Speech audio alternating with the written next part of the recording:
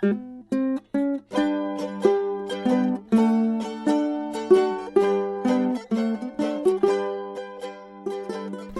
to Just Say This, the place to get all the help you need for the birds and bees talks. I'm your host, Amy Lang. Just a quick reminder, this show is for grown-ups because I'll be swearing. There'll be lots of swears, and then I'll also be talking about grown-up sex. I can guarantee that your kids do not want to listen to this, and they really don't want to listen to it with you. You've been warned. Do you have a question for me? Please give me a call. The phone number is 206-926-1522, 206-926-1522, and I will answer on the show. And if you have a funny sex talk story, please call in those as well. 206-926-1522. Thanks. Hello. You may have noticed that the past several episodes have had terrible sound quality. Melanie, she tried to make it better. It's not working. Here's the deal. I thought I was going to be all grown-up-y and whatnot, so I got a better mic, and it was not better. I also started using a product that records and transcribes at the same time. Also, shitty. So here we are, back to my original setup where I sound good and you feel good listening to me. It's been a while since I ranted. I don't even know if this is a rant. I'm kind of out of rants right now. I mean, I could say the words fucking Texas and transgender kids. I'll say that. And the continuing fucking abortion thing. That's all I'll say about that. Anyway, I thought it would be helpful if I talked about whether you should share your sexual past, your sexual history with your kiddos. And I have answers to that question. It's kind of a big one, especially if you have things in your past that you are not necessarily proud of or that were traumatic.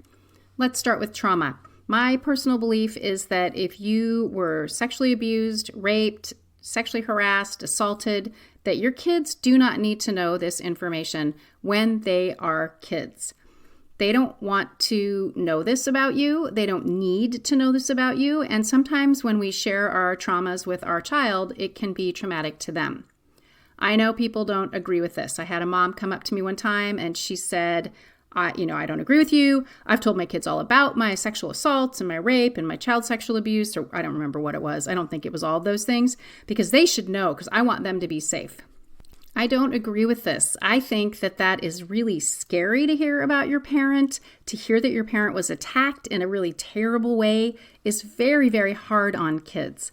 However, there is a time and place to tell your kids about this part of your life. And that's if they were sexually abused and you find out about it, if they're sexually assaulted, if they're raped, then I think it's okay to tell them that this happened to you too, but not in glowing detail. Very simply, this happened to me too. I understand what you're going through. It was really scary and hard, and I'm right here for you.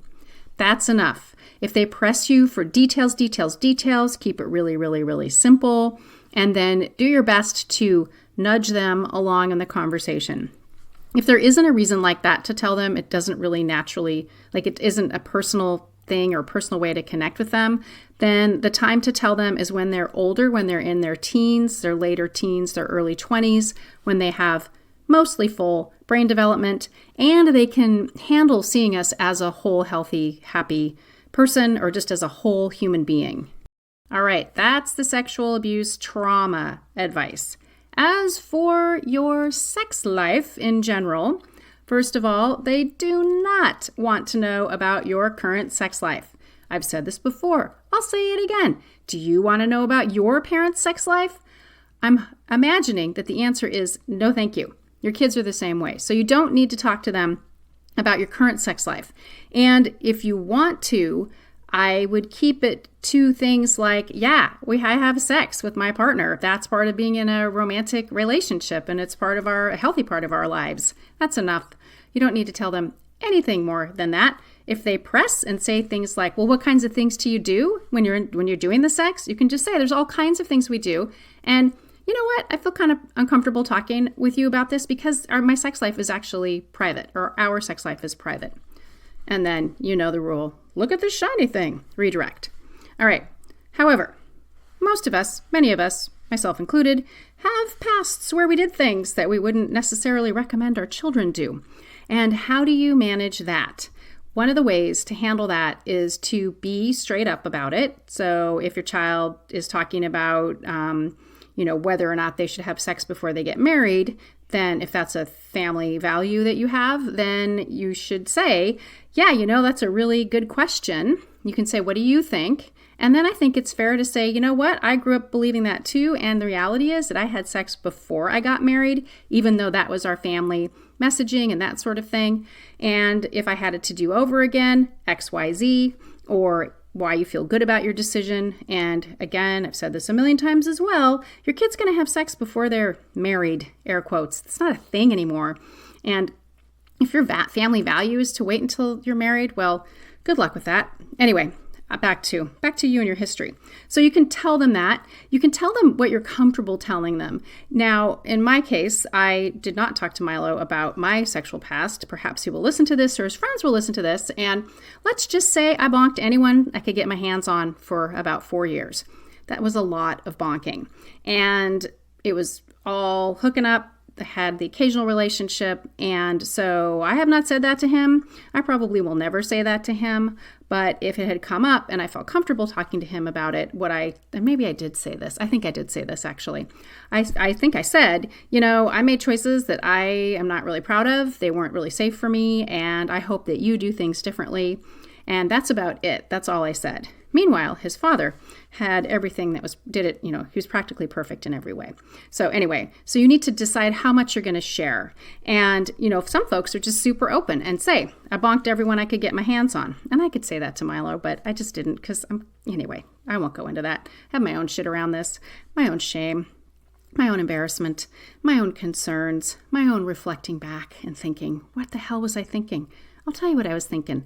I was looking for love in all the wrong places. I was getting so much attention, and I could look, I don't know why I'm telling you all this. Oh, well, here we go.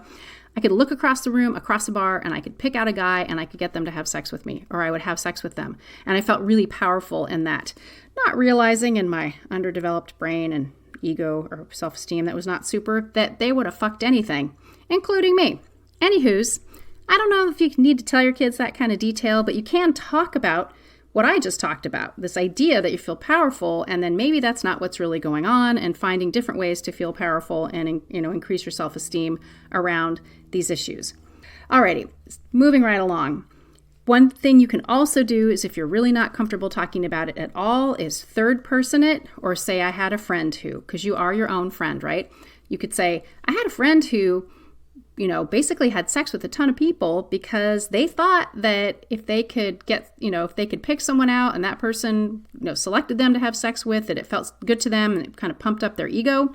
But the reality was that person probably would have bonked anyone who offered. She wasn't special. They weren't special. So that's my 57 cents on what to do with your sexual history. And you know what? It's your family. It's your choice. They're your kids. I think the biggest takeaway is don't tell them something that could potentially traumatize them. That's not a good idea. Okay, on with the show. A couple of questions here that I'm super excited to answer. Hi, my child is 10 in 2 weeks and male, identifies as male, and I know it's time for us to have the talk about the existence of pornography, and he still believes in Santa, so we're straddling this really strange time in our life. So my question is, should I start with talking about the existence of pornography or should I come clean about Santa? And is there an order that I should do this in? Thank you.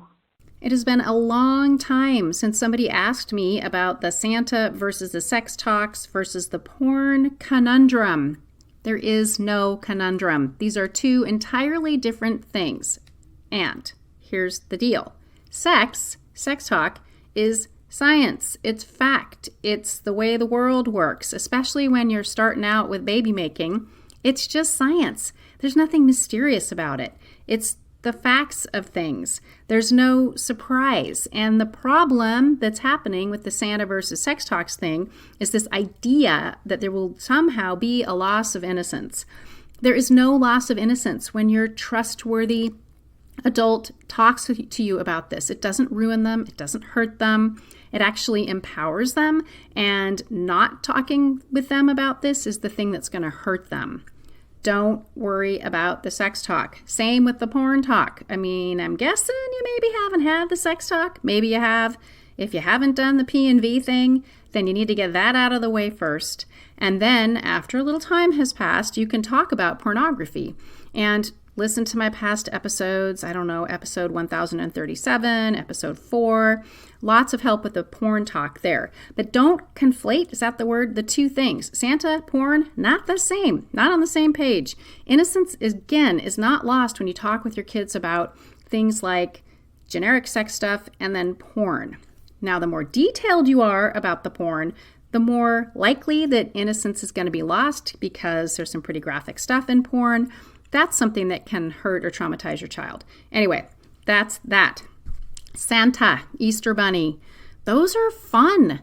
They're not related. And just because a kid believes in Santa, it doesn't mean they can't know about porn. They're not held in the same place in their head, right? Like we know that there's this joyful, lovely thing about a kid who's 10 that still believes in Santa and the Easter Bunny. That's so, so, so sweet. I actually was really touched when I heard that. I just love that. And yeah, when you find out that Santa isn't real, that sucks because you've been duped, for fuck's sake, right? For years, your parents have been lying to you. Sorry to be so blunt.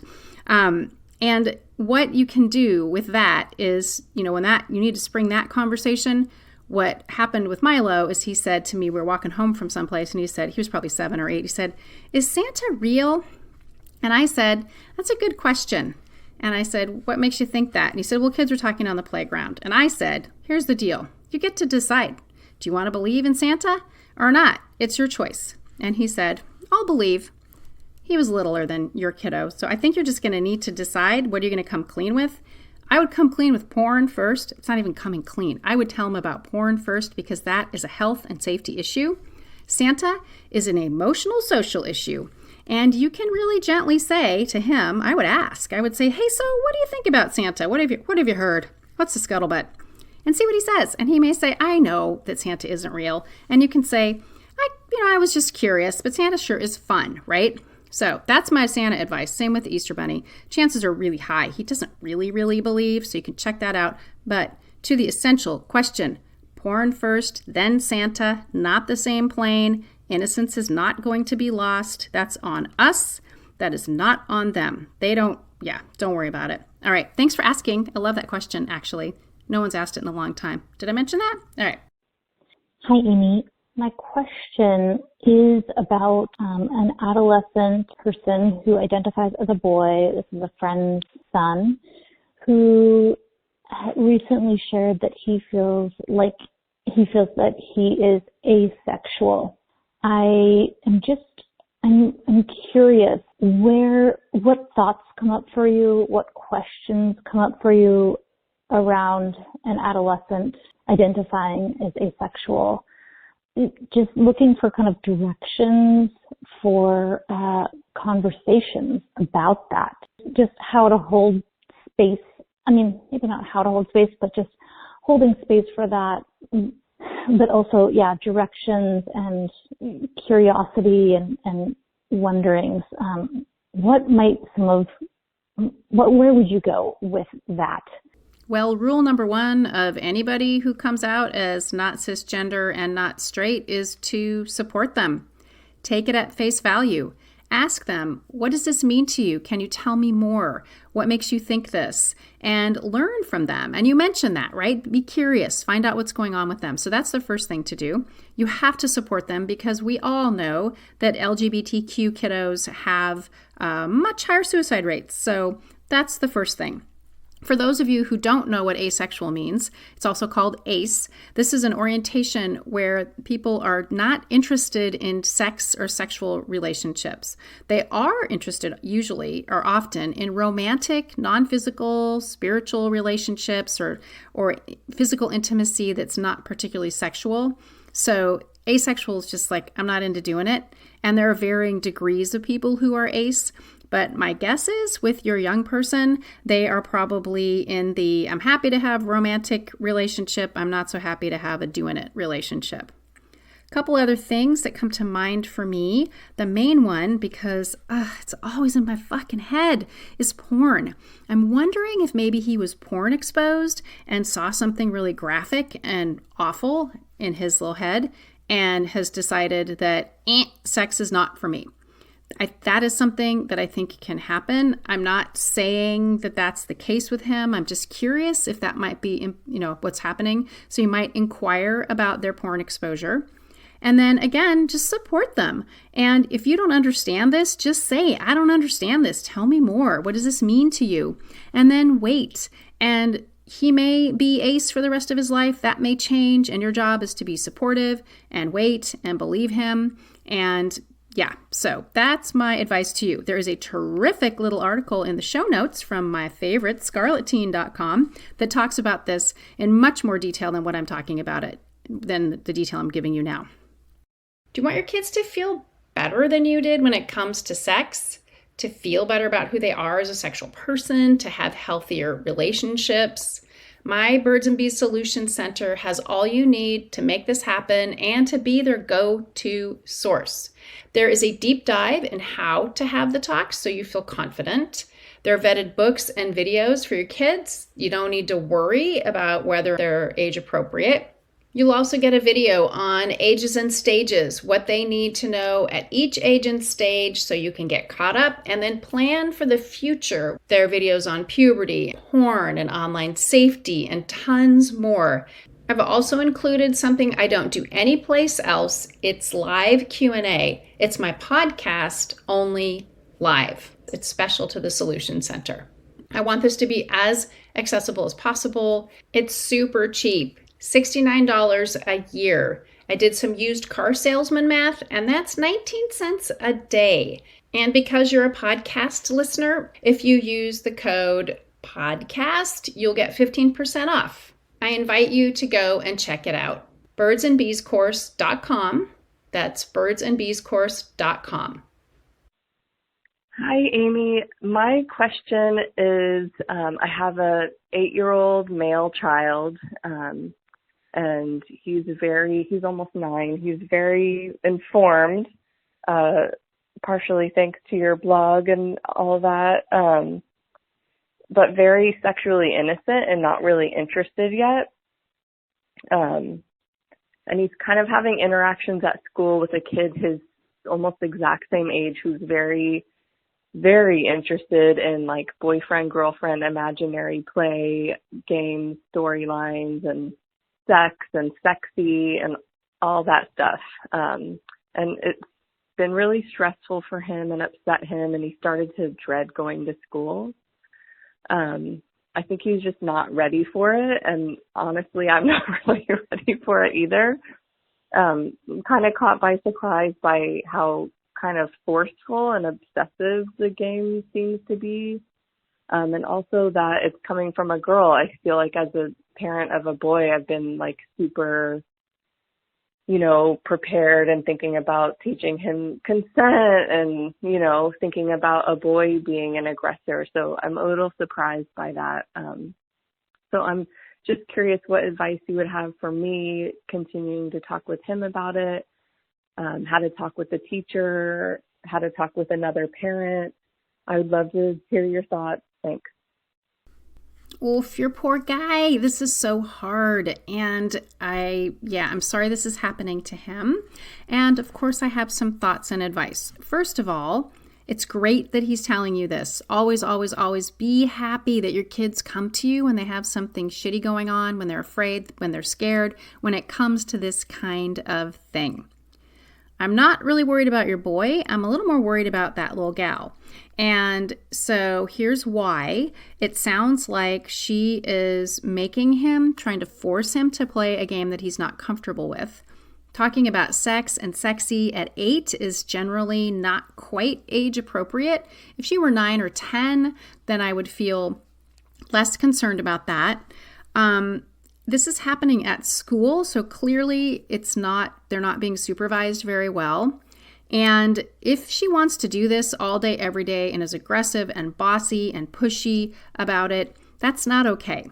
this is something that is like sexual bullying, right? And again, that's not even the right word. It's kind of bullying. And we all remember that kid who was the kid that would make you play the game they wanted to play and were mean about it. This is that, I think. Unfortunately, it's around relationships. You just didn't see me do my little air quotes.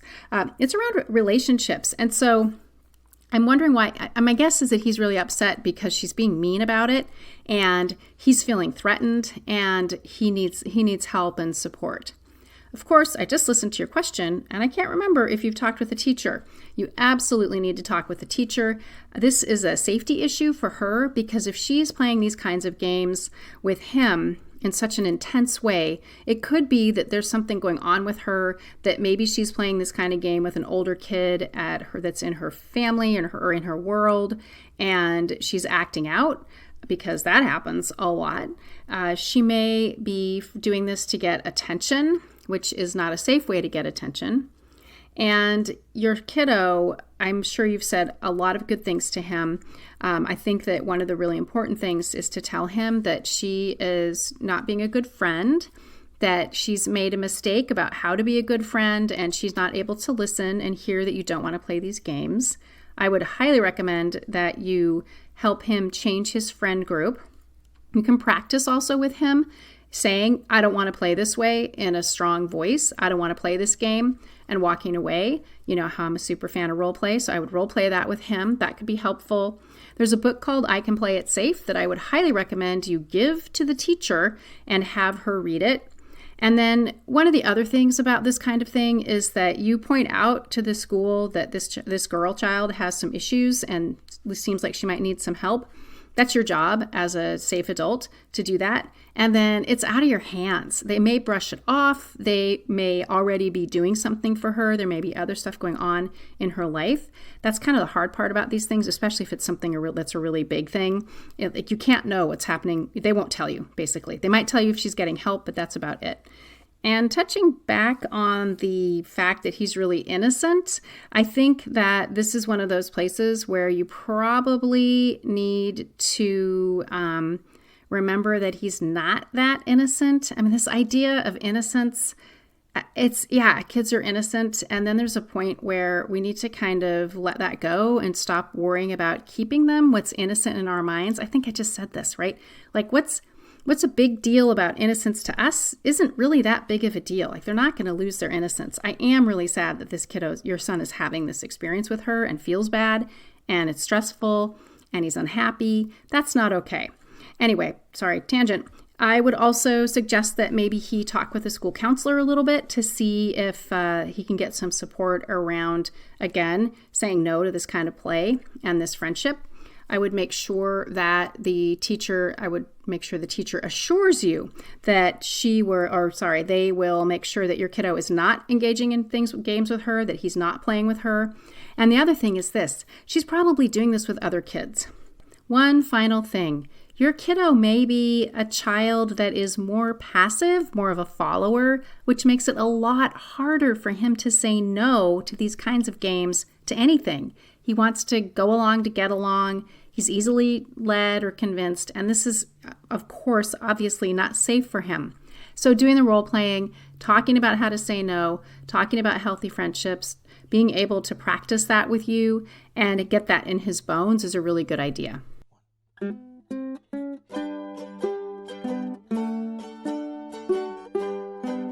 That's it for this week. Thanks to everyone who's been calling in. The number's 206-926-1522, so please leave me a message if you have a question or a tale from the trenches. And thank you to Melanie Smith, my producer, and to Rolf, who wrote the Birds and Bees and Kids theme song.